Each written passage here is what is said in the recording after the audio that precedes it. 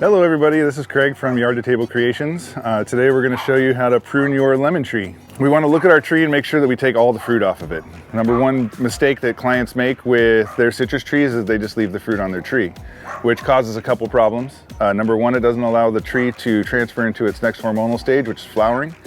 But also it stresses the tree out. The tree is spending a lot of energy trying to keep this fruit alive instead of putting the energy into creating more flowers, growing new leaves. It is basically springtime here in San Diego, so this tree really wants to get going into its next stage.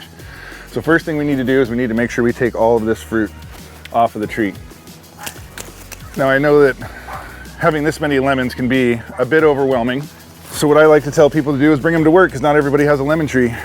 Give them away, donate them to homeless shelters.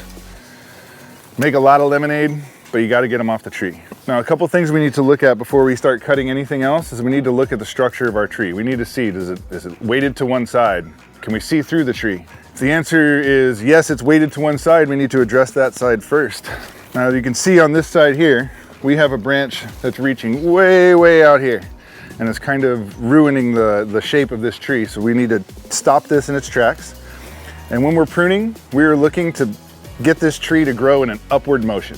We want everything to grow up like a martini glass. Anything that's growing straight down or anything that's growing way out, we need to trim back.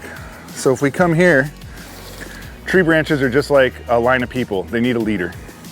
We can't just cut this branch in the middle of the branch where we want. We'll be opening ourselves up to all kinds of bug and fungal problems. We need to find a branch that's either gonna allow it to be a new leader and grow up, or we'll just remove the branch altogether. In this case, I don't see a good candidate to be a new leader, so this branch goes away. Next, we want to look for dead wood. An example of some dead wood here is just that, dead wood. This is wood that is long gone. There's lots of reasons for it. At the end of the day, we just don't need it in our tree. Now, we have a couple basic rules when it comes to pruning trees.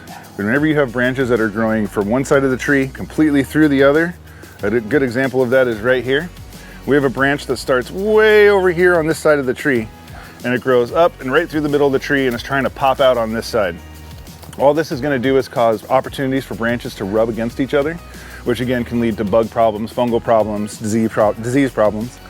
So in this case, this is a branch we just don't need. It's likely to be shaded by all of this as this flushes out in the spring, and is not likely to be able to produce any fruit because it's going to have a lack of light. And we need to create good airflow through this tree. So by removing this branch, we're going to open up this area and allow sunlight into the center of the tree, which is going to encourage new growth. Now we want to look for areas that look crowded.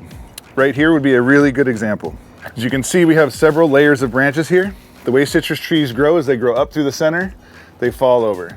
Then the next one grows up and falls over. Well, what ends up happening is after that happens a few times is you get branches that lay on top of each other. And what ends up happening is this branch gets all of the sunlight, and this branch down here just gets smothered by what's above it.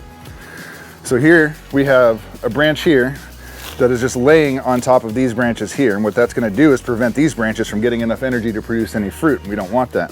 Whenever you're removing material or removing a branch, again, never cut it in the center like this. All you're doing is causing yourself problems. Make sure you go all the way back to the terminus of the branch where it meets the next branch and cut it there.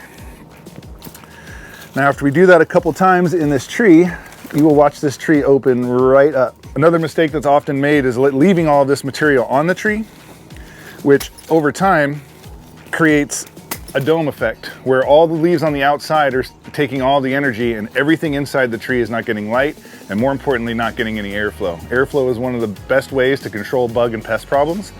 So if we don't have this tree open and kind of loose, we'll never have enough air through the tree for it to be healthy. So with just a few cuts, we can come through here, make this tree a little happier. And if you look now, things have opened up in the tree. We can see through the tree, and you can tell that air can flow freely through the tree. All right, we've covered our few basic rules of pruning the tree. I'm just gonna go ahead and follow those rules now, prune this tree out. And then when we're done, we'll go ahead and recap everything that we just went over.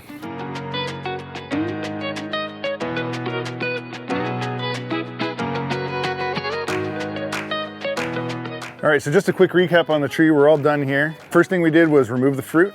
Always make sure you take the fruit off. When you prune the tree, obviously, if you don't take the fruit off, you're gonna lose it. Number two, remove all crossing branches, all branches that are rubbing together. We don't want that, so we're gonna take all those out. We're gonna remove any excess growth where branches are smothering other branches and not allowing the branches underneath to grow, redirecting that growth back up. We need to make sure that we open this tree up so that air and sunlight can flow freely through the tree from one side to the other without any impediment. Okay, and for all these cuts, you need to make sure that we're either pruning our branches at the terminus where it meets another branch, or at a place where we can create a new leader, where we can create a new leader who can grow up and redirect this growth back up. Never, ever, ever cut your branches right in the middle. All that's gonna happen is that branch is gonna die off. If you ever have any questions, you can reach out to me anytime. I'll be happy to help you.